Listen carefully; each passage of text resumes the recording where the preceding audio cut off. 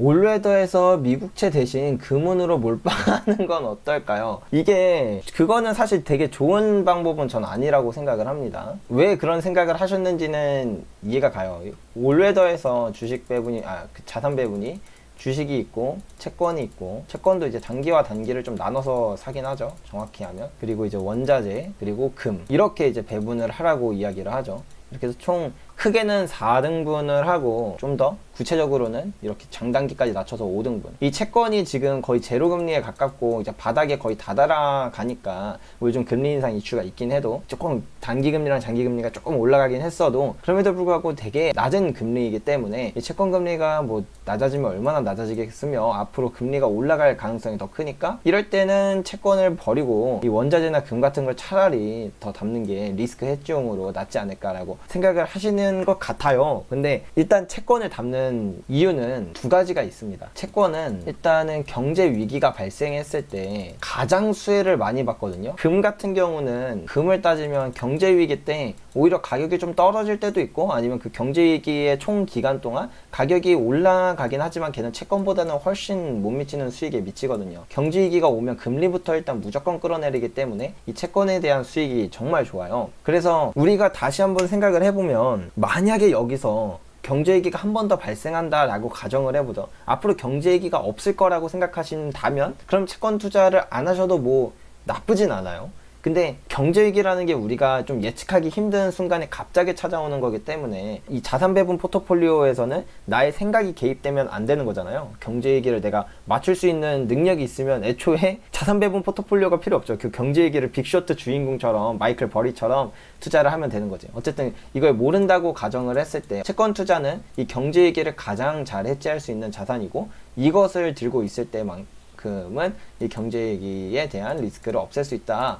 그리고 두 번째는 이 채권이 갖고 있는 특성 중에 하나가 장기적으로 우하향한다는 거예요. 금리가 지금 당장은 금리가 좀 올라가는 스탠스일지언정 결국에는 이 고점이 전 고점보다 더 낮으면서 이런 식으로 계속 내려가거든요. 이게 1970년부터 지금 현재까지도 이렇게 내려가고 있고, 이게 단순히 그러면 1970년부터만 그랬냐, 뭐 물론 1940년부터를 보면은 이렇게 해서 올라갔다가 지금 이렇게 내려오는 느낌이지만, 근데 이거를 더 긴 스케일로 보면은 700년의 금리 역사를 보잖아요. 그러면 그 금리 역사 자체가 이렇게 밑으로 꼬라박는 느낌이에요. 그래서 지금은 거의 지금 0에 다다른 순간이에요. 진짜 이 700년의 금리 역사에서 이 추세성이 이제 거의 0에 다다르는 순간이 왔거든요. 그렇기 때문에 우리가 생각해 봐야 될 건, 금리가 정말 0%가 바닥인 것인가에 대한 생각도 한번 해볼 필요가 있습니다. 저는 분명히 마이너스 금리, 이거 분명히 할 거라고 생각을 합니다. 그리고 앞으로 우리가 살아갈 세상에선 마이너스 금리가 당연한 세상이 올 수도 있을 거라는 그런 생각도 들어요. 왜냐면 일단 이 700년의 추세성에서 이제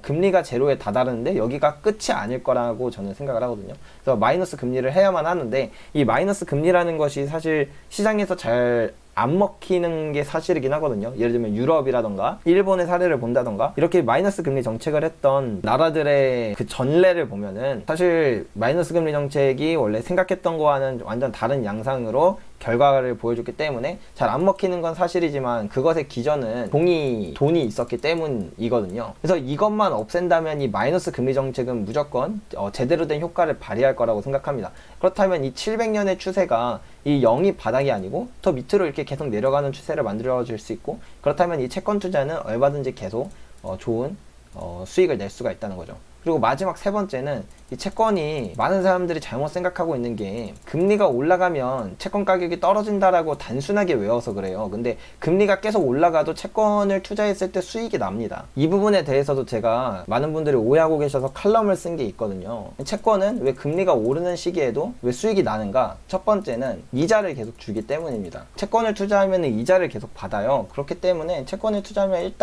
일단 수익은 어느 정도는 가져갈 수 있게 되는 거죠. 내가 만기까지 들고 있는다고 한다면. 근데 두 번째는 뭐냐면, 금리가 계속 올라도 우리가 투자하는 방식은 ETF의 형태잖아요. 근데 ETF가 어떻게 돌아가는지를 보면, 예를 들면은 장기 채권 ETF를 산다고 치죠. 그러면 보통 한 25년에서 30년짜리 채권을 담거든요. 그러면은 이제 25년에서 30년짜리 채권을 내가 보유하고 있을 텐데, 그래서 25년짜리 채권이 있겠죠. 근데 제가 만약에 이게 내년이 되면은 얘는 24년이 될 테니까 그러면 이 ETF는 그냥 무지성으로 사고 팔기 때문에 24년짜리를 팔고 다시 30년짜리를 추가로 담아요. 그러면은 이 전에 있던 금리가 낮았을 때 갖고 있던 채권은 빠지고 금리가 높은 게 들어오기 때문에 이 결과적으로 내 ETF에 투자했을 때 내 채권 금리도 계속 상승을 하게 되겠죠. 그래서 받는 이자 자체도 계속 나중에 커지고 어느 임계점에서 또 금리가 내려가는 시점에서는 이 가격 자체가 한번 펌핑이 되기 때문에 가격이 올라서 이 금리가 오르는 시기에도 이 자산 배분 포트폴리오에서의 채권은 충분한 역할을 해줍니다.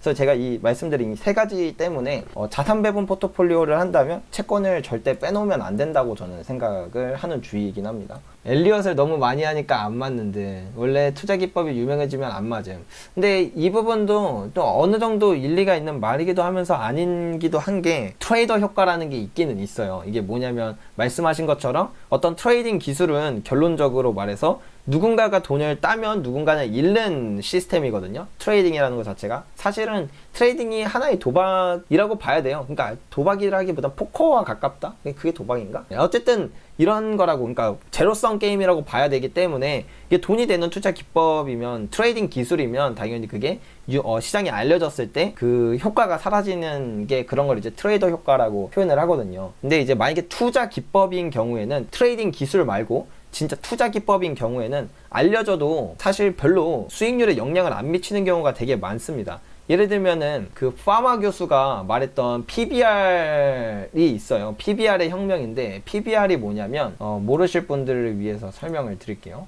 뭐 아실 분은 사실 다 아실 거예요. 이 PBR price, book value, ratio잖아요. 그러니까 가격이고, 가격을 뭘로 나누냐면 순자산으로 나눈다. 이거를 이제 PBR이라고 말하는데, 예를 들어서 제가 치킨집을 차렸는데 우리 치킨집이 뭐 예를 들어서 뭐 가구도 있고 뭐 치킨 기계도 있고 뭐 그러니까 뭐 이 건물도 샀다고 치면 뭐 건물도 있고 뭐 예를 들면 또 거의 뭐 돈통에 현금도 있을 거 아니에요. 이 현금을 다 합치면 이거는 다 오로지 제 거잖아요. 그리고 제가 대출이 있겠죠. 그러면은 제가 갖고 있는 거에서 대출을 빼면 순수하게 내가 갖고 있는 돈이 나오겠죠. 순수한 내 돈. 그게 만약에 10억이라고 칠게요. 근데 내가 내 치킨집을 매물로 내놓으려고 봤더니 사람들이 내 치킨집을 한 10억에 살려고 하네요. 그러면 이 치킨집은 내가 10억에 샀지만 10억짜리를 갖고 있으니까 이 가치가 딱 맞는 거잖아요. 10억짜리를 내가 10억에 사는 거다, 이 치킨집을. 이게 딱 맞는 거잖아요. 이런 걸 이제 PBR이라고 부르는데, 그러니까 이 PBR이 낮으면 낮을수록 되게 저평가되어 있다. 그래서 이런 기업에 투자하면, 이 PBR이 낮은 기업에 투자하면 돈을 많이 번다. 뭐 약간 이런 내용이거든요. 그러니까 진짜 쉽게 표현을 하자면, 단순하게 표현을 하자면. 근데 이게 알려지고 나서도, 그게 알려진 게 벌써 40년이 지난 것 같은데 40년 동안도 그 알려지기 전 수익과 이후의 수익을 비교하면 거의 똑같아요. 그래서 이 투자 기법인 경우에는 사실 그게 알려졌다고 해도 그 기법의 수익이 잘 안 떨어집니다. 그리고 안 떨어지는 이유 중에 하나가 뭐냐면, 이게 사실 결국은 모든 투자는 심리에 대한 건데, 이게 단기 트레이딩은 사람들이 단기 투자니까 뭐 단기적인 성과가 바로 파바바박 나겠죠. 그러니까 그 트레이딩 기술 기법 같은 경우에는 성과가 바로 나니까 사람들이 다 그걸 달려들으면서 그 어떤 초과 수익이 줄어드는 거지만, 투자라는 건 진짜 뭐 짧게는 뭐 한 3년에서 뭐 길게는 보통 한 진짜 10년, 20년까지 투자를 하는 그런 투자 기법들인데, 이 투자 기법도 당연히 잘 될 때가 있고 안 될 때가 있어요. 모든 투자 기법이라고 무조건 다 매년 수익이 나는 이런 투자 기법은 없습니다. 잘 될 때가 있고 또 생각보다 안 될 때도 있어요.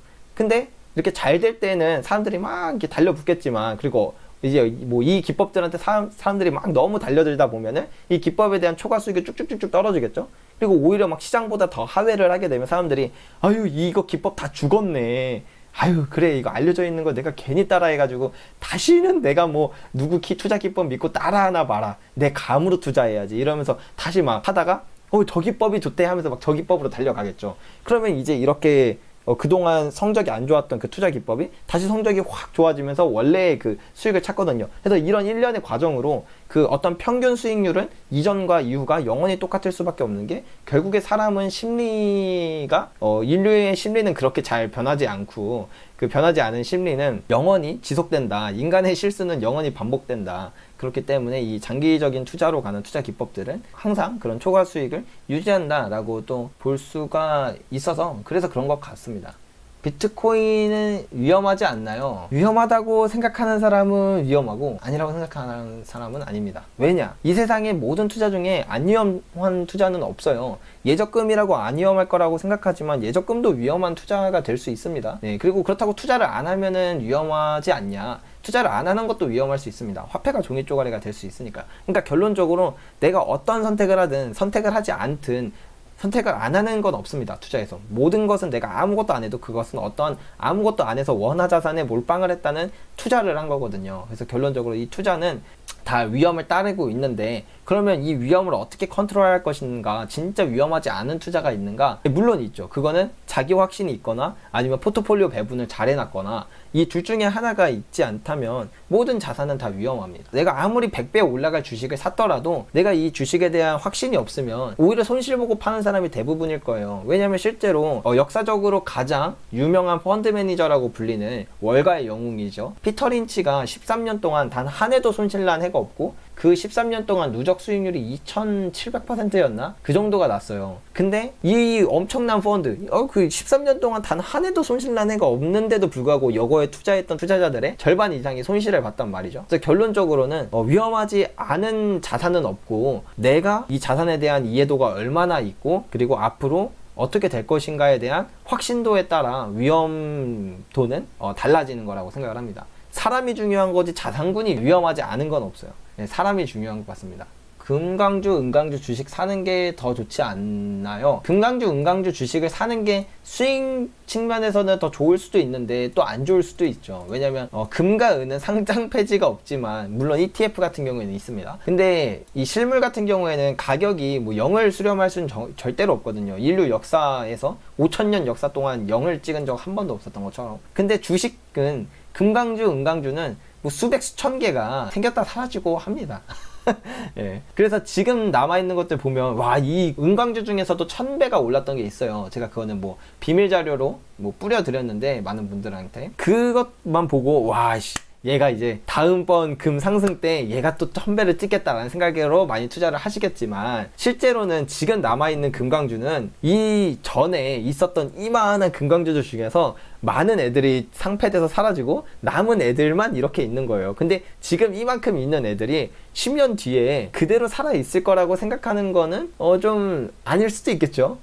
그렇기 때문에 진짜 큰 수익을 얻을 수도 있지만 모든 돈을 다 날릴 수 있다. 따라서 이 금강주와 은강주를 만약에 투자한다면, 만약에 제가 투자를 한다면 저 같은 경우에는 이 금강주나 은강주 중에서도 되게 변동성이 엄청 큰 애들이 있어요. 진짜 몇백 배 상승을 하는 애들이 있거든요. 그런 애들을 포트폴리오의 일부분으로 가져가는 거죠. 예를 들면 포트폴리오의 2%를 담는다고 치면 얘가 100%가 오르면 내 전체 포트폴리오가 200%가 상승을 해요. 내가 주식 100% 몰빵해서 200% 수익 나는 것보다 이 금강주 2% 담아서 얘가 이 100배 뛰는 게 더 적은 돈으로 큰 수익을 내는 거니까 이렇게 포트폴리오의 일부분으로 가져가게 되면 내가 얻을 수 있는 리스크는 적지만 얻을 수 있는 수익은 꽤나 높은 수익으로 가져갈 수 있는 로우 리스크 미들 리턴을 만들 수 있지 않을까요? 공식은 맞는 공식이지만 내가 처맞는 공식. 예, 맞습니다. 저도 실버 가격으로 스트레스를 안 받기 위해서 실버 산 거 자체를 까먹기로 결심했습니다. 아주 맞는 말씀이십니다. 저는 그래서 이런 말씀을 드리고 싶어요. 내가 이번에 투자한 걸로 꼭 성공하고 싶다라고 한다면 투자를 할 때 장치를 만들어라 라는 게 필요하거든요. 예를 들면 저의 장치는 뭐냐면 그냥 투자 시나리오를 짰어요. 어떻게 되면 매수하고 어떻게 되면 매도한다. 이거는 그냥 어떤 기준을 세운 거죠. 정확한 원칙. 그렇기 때문에 만약에 어떻게 됐는데 이 상황이 왔어요. 근데 갑자기 뭐 어떤 뉴스도 나오고 막 주변 사람들이 무슨 얘기를 하고 하더라도 나는 이 원칙대로만 매수하고 매도하겠다 무조건. 아니면 내가 이렇게 못할 것 같으면 로봇한테 시키겠다.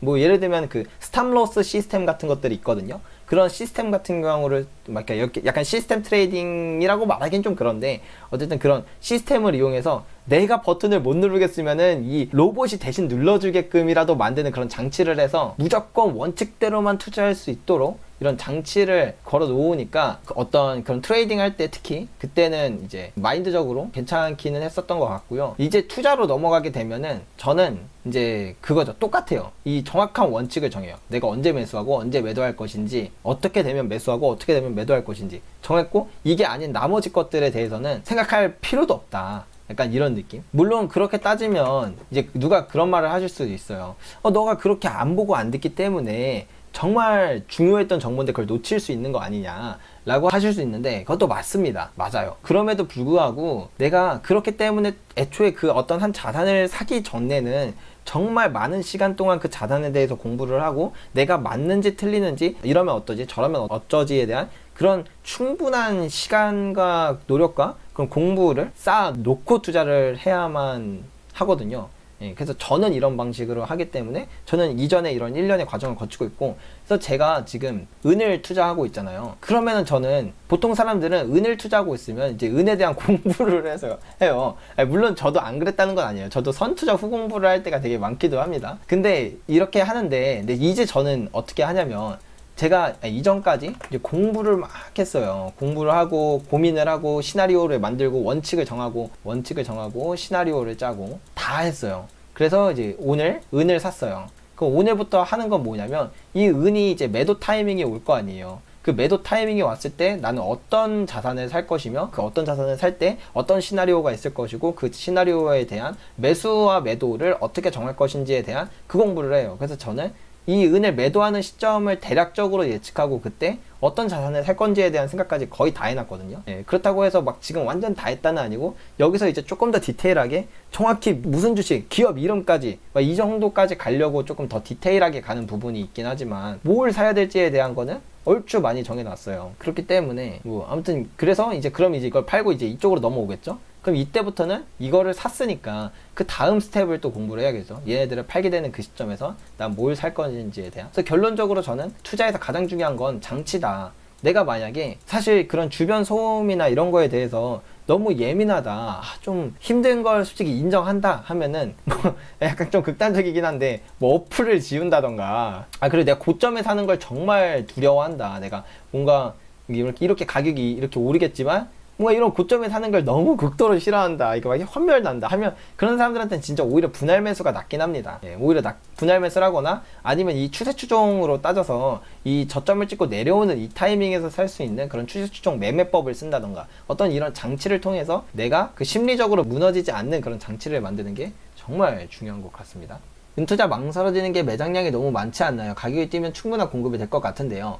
이 은은 매장량이 많은 건 맞지만 은만을 따로 캐기는 어려워요. 은은 보통 어떤 광물을 캘 때 거기 부산물로 따라오는 경우가 많거든요. 그래서 예를 들어서 은을 많이 캐고 싶다면 금을 많이 캐면 됩니다. 그러니까 다른 광물을 많이 캐면 거기서 이제 은이 당연히 공급이 많아지는 거죠. 그리고 또 두 번째 이유는 은 가격이 사실 되게 낮아요.